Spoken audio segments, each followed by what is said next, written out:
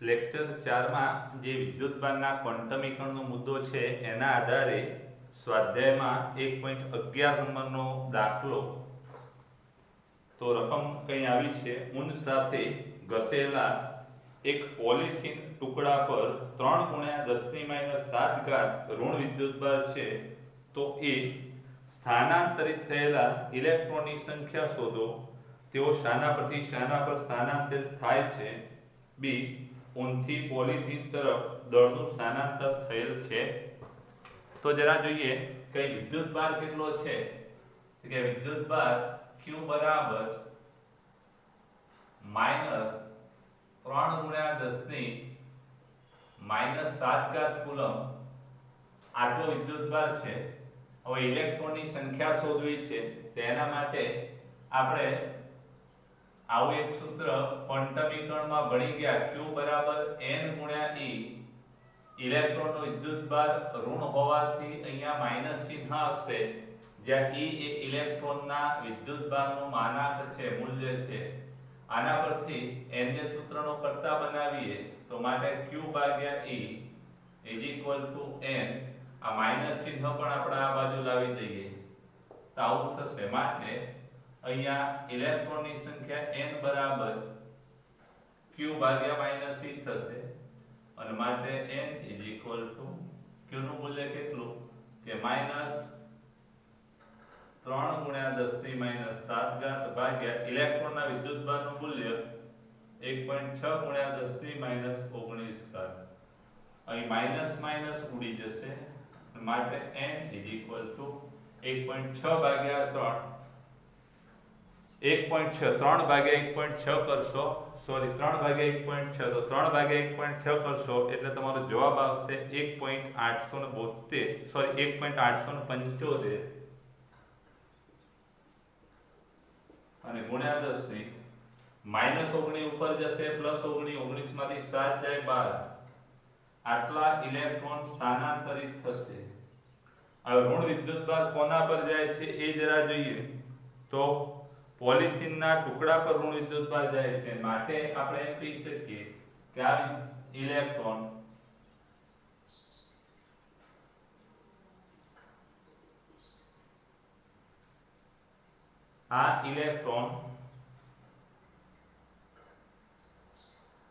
ઊનમાંથી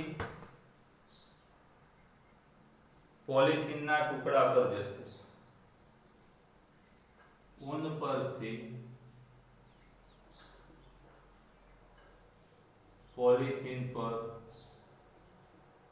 જશે। પછી બી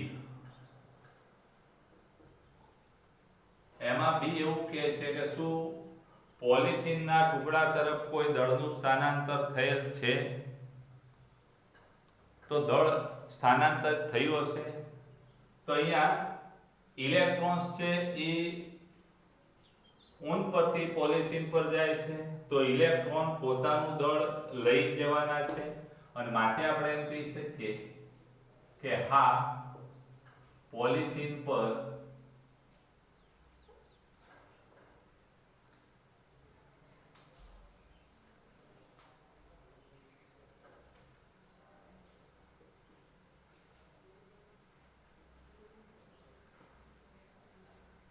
દળનું સ્થાનાંતર થાય છે। જો આ દળનું સ્થાનાંતર કેટલું પૂછાય તો તમારે એ દળનું સૂત્ર આવું લખવાનું કે n ગુણ્યા માસ ઓફ ઇલેક્ટ્રોન n નું મૂલ્ય આપણે જાણીએ છીએ 1.875 × 10⁻20 ઇલેક્ટ્રોનનું દળ 9.1 × 10⁻31 આનો ગુણાકાર કરશો એટલે જે જવાબ આવશે કિલોગ્રામ। દળનું સ્થાનાંતર પૂછાય તો કેટલા દળનું સ્થાનાંતર થાય છે તો તમારે આ કિંમતો મૂકી ગણવાની જવાબ તમારો આવશે 1.70 અને ગુણ્યા 10 ની 12 - 31 એટલે -19 થશે। આટલા કિલોગ્રામ દળનું સ્થાનાંતર થાય। કેટલું દળ સ્થાનાંતરિત થાય પૂછાય તો તમારે આ ગણતરી કરવાની। સ્ક્રીનશોટ લઈ લેજો.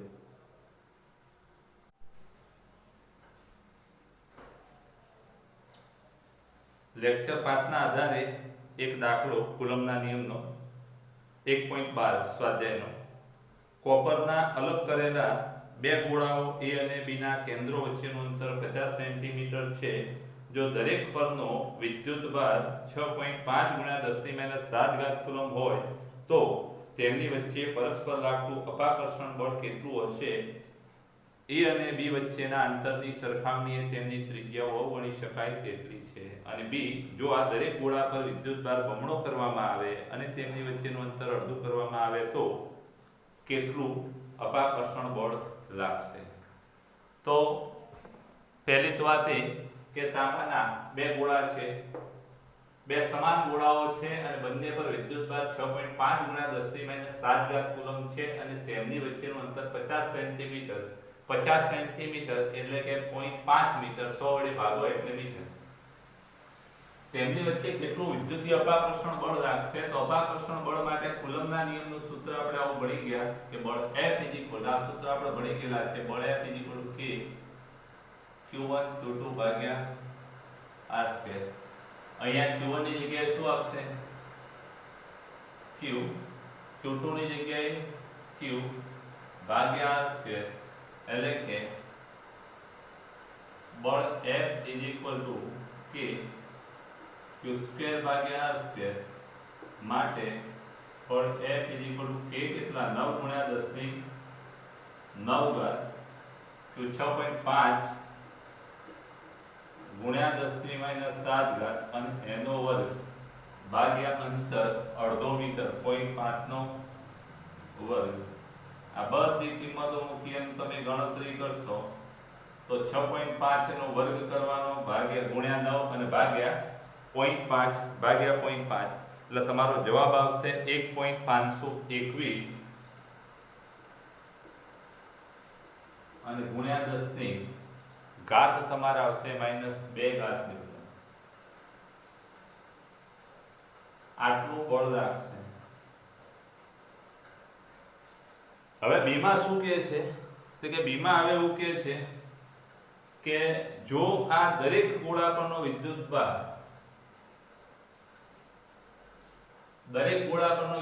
બમણો કરવામાં આવે એટલે કે Q ડેશ બરાબર 2Q.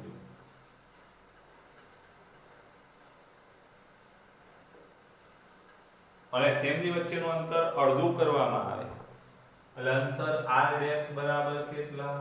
તો કે r ભાગ્યા 2. તો હવે બળ કેટલું? તો હવે બળ F ડેશ K Q ની જગ્યાએ હવે બળ બમણું એટલે કે Q ડેશ ગુણ્યા Q ડેશ નો વર્ગ ભાગ્યા r ડેશ નો વર્ગ માટે F dash K Q dash બરાબર શું છે? તો કે Q ડેશ બરાબર 2Q નો વર્ગ ભાગ્યા r/2 નો વર્ગ માટે F ડેશ K 2 નો વર્ગ 4 Q² ભાગ્યા r² ભાગ્યા 2 નો વર્ગ 4. છેદનો છેદ ઉપર જશે એટલે 4 × 4 8 થશે. 4 × 4 16 થશે. 16 અને આ K Q² ભાગ્યા r² એ બળ F થશે. એટલે 16 ગુણ્યા F ડેશ નું મૂલ્ય કેટલું? 1.52 ગુણ્યા 10 ની -2 ઘાત અને માટે F ડેશ 16 ગુણ્યા 1.52 21 એટલે તમારે જવાબ આવશે 0.2434 થશે ગુણ્યા 10 ની -2 ઘાત અને માટે F ડેશ 2 પોઈન્ટ કાપી લઈએ તો 0.2434 આટલું બળ લાગશે. આ પણ અપાકર્ષિત છે,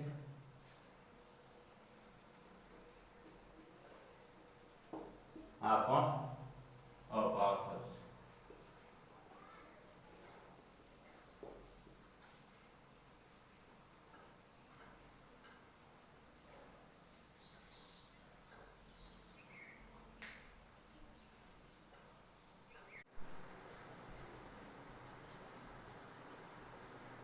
સ્વાધ્યાયનો દાખલા નંબર 1.12 ગણ્યો, એના પછી 1.13 એના આધારે જ છે.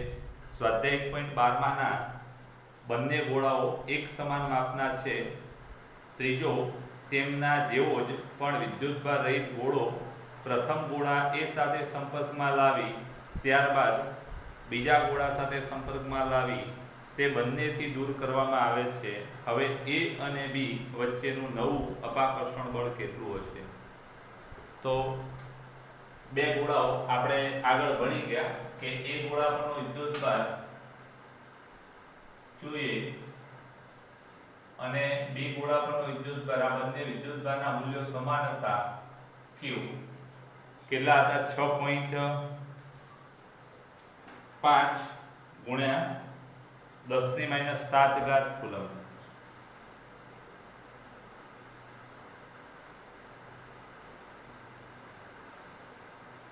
હવે એક આ બંને ગોળા સરખા છે એટલે ગોળા A નો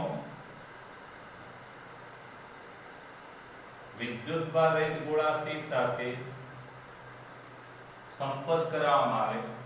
એ ગોળા પરનો વિદ્યુતભાર QA બરાબર Q છે અને આ C પરનો વિદ્યુતભાર કેટલો છે? 0. એટલે આ બંનેનો કુલ વિદ્યુતભાર કેટલો થાય? તો કે Q થશે. હવે આ બંને સંપર્ક કરાવી છૂટા પાડવામાં આવે ત્યારે બંને પર અડધો અડધો વિદ્યુતભાર વહેતા એટલે Q/2 થશે. એટલે છૂટા પાડવામાં આવે ત્યારે એ ગોળા પરનો વિદ્યુતભાર અને C ગોળા પરનો વિદ્યુતભાર કેટલો થાય છે? Q/2. આ એક ગોળા પરનો વિદ્યુતભાર થશે QA'. હવે આ જે ગોળો C છે એ C ગોળાનો હવે B ગોળા સાથે સ્પર્શ કરાવવાનો. હવે B ગોળો છે એ પહેલાથી જ QB બરાબર Q જેટલો વિદ્યુતભાર ધરાવે છે અને એની સાથે જ્યારે બીજો ગોળો C કે જે Q/2 જેટલો વિદ્યુતભાર ધરાવે છે એને સંપર્કમાં લાવવામાં આવે એટલે આ Q/2 આનો વિદ્યુતભાર છે. તો કુલ વિદ્યુતભાર કેટલો થશે? તો હવે B અને C પરનો વિદ્યુતભાર કેટલો થશે? કે QB ડેશ બરાબર QC ડેશ. આ બંનેના વિદ્યુતભારોનો સરવાળો Q + Q/2 અને ભાગ્યા અડધો અડધો વહેંચાશે. બેનો સરવાળો કરીશું એટલે કુલ વિદ્યુતભાર મળશે અને એ જે કુલ થશે એનો અડધો ભાગ અહીંયા 2 * 2 ને 3 Q અને ભાગ્યા 2 * 4 3/4 Q થશે. આ QB ડેશ. હવે બળ કેટલું લાગશે? તો બળ F = K QA dash * QB dash ભાગ્યા અંતરનો વર્ગ કે 9 × 10⁹ QA ડેશ કેટલા? QA પર Q વિદ્યુતભાર હતો, વિદ્યુતભાર એક ગોળા સાથે સ્પર્શ કરાવી છૂટા પાડ્યા એટલે અડધો વિદ્યુતભાર છે એટલે QA/2 અથવા Q/2 QB ડેશ TQ/4 છેદમાં અંતરનો વર્ગ. અંતર 0.5 નો વર્ગ. અહીંયા 9 × 10⁹ ગુણ્યા 4 × 8 એટલે છેદમાં 8 4 × 8 અહીંયા ગુણ્યા 3 ગુણ્યા Q સ્ક્વેર અને ભાગ્યા 0.5 નો કિંમતો મૂકીએ તો 3 × 9 ગુણ્યા q, q કેટલા તો 6.5 ગુણ્યા 10 ની -7 કરે 9 અને ભાગ્યા 0.5 નો 0.25 10 ની 9 ઘાત એ આપણે અહીં મૂકી દઈએ 10 ની -9 સોરી 10 ની +9 ઘાત. હવે ગણતરી કરતા તમારો જવાબ આગળ છેદમાં 8 ગણતરી કરતા તમારો જવાબ આવશે 5.704 ગુણ્યા 10 ની -3 ઘાત આટલા ન્યૂટન થશે. કેલ્ક્યુલેટરમાં તમે ગણી કાઢજો 6.5 એનો વર્ગ કરવાનો 6.5 ગુણ્યા 6.5 ગુણ્યા 3 ગુણ્યા 9 ભાગ્યા 8 ભાગ્યા 0.25 અને ઘાત 7 નું 14 14 માંથી 9 પછી ઘાત તમે દશાંશીનો પછી એક અંક પછી દશાંશીને સેટ કરશો એટલે આટલો જવાબ આવશે. આટલું અપાકર્ષણ બળ લાગે.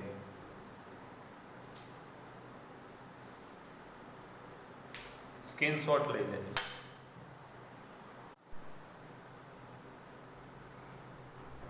દાખલા નંબર 1.14 તો આકૃતિ સમાન વિદ્યુત ક્ષેત્રમાં 3 વિદ્યુતભારોના ગતિપથ દર્શાવેલ છે. આ 3 વિદ્યુતભારોના ગતિ 1 2 અને 3 3 વિદ્યુતભારોના ચિહ્ન આપો. કયા માટે વિદ્યુતભાર અને દળનો ગુણોત્તર મહત્તમ થશે? તો વિદ્યુતભારોના ચિહ્નો તો અહીંયા ઉપરની પ્લેટ છે વિદ્યુત ક્ષેત્ર નક્કી કરતી ઉપરની પ્લેટ ધન છે, નીચેની પ્લેટ ઋણ છે એટલે વિદ્યુત ક્ષેત્રની દિશા ઉપરથી નીચે તરફ છે. હવે વિદ્યુતભાર પર જે બળ લાગે છે એ બળનું સૂત્ર F q * E છે. એટલે જો ધન વિદ્યુતભાર હોય તો એ વિદ્યુતભાર પર લાગતું બળ છે ક્ષેત્રની દિશામાં હોય અને ઋણ વિદ્યુતભાર હોય તેના પર લાગતું બળ ક્ષેત્રની વિરુદ્ધ દિશામાં હોય. અને માટે આપણે એમ કહી શકીએ ક્ષેત્ર આ દિશામાં છે એટલે આ દિશામાં જેના પર બળ લાગતું હશે મતલબ કે નીચેની દિશામાં ક્ષેત્રની દિશામાં જે વિચલન પામતો હશે એ ધન વિદ્યુતભાર હશે એટલે પોઝિટિવ હશે અને જે ક્ષેત્રની વિરુદ્ધ દિશામાં વિચલન પામશે એ નેગેટિવ હશે. એટલે વિદ્યુતભાર 1 અને 2 ઋણ છે જ્યારે 3 છે એ ધન છે. પછી બીજી વાત એટલે કે વિદ્યુતભાર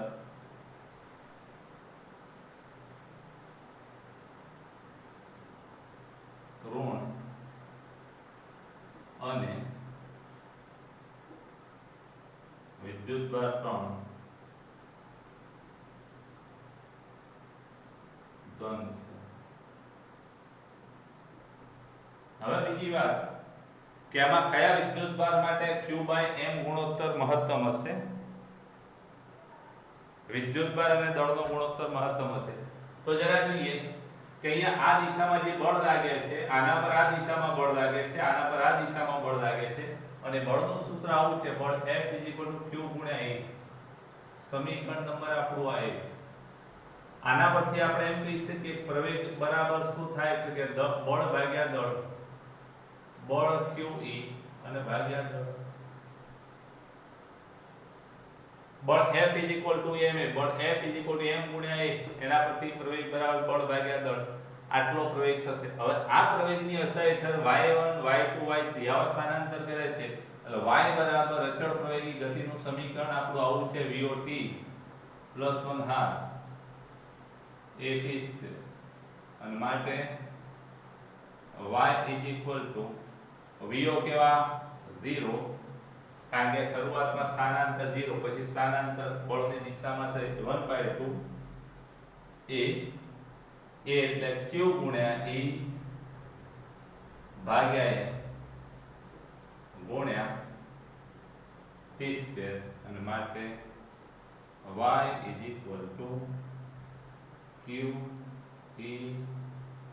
t²/2m એટલે કે q અને m ના ગુણોત્તરના y ચલે છે q બાય m, એટલે જેના માટે q બાય m ગુણોત્તર મોટો હોય એનો y મોટો હોય એટલે આનો y નાનો છે, જ્યારે આનો y મોટો છે એટલે આપણે એમ કહી શકીએ કે q3 માટે q બાય m ગુણોત્તર મોટો છે.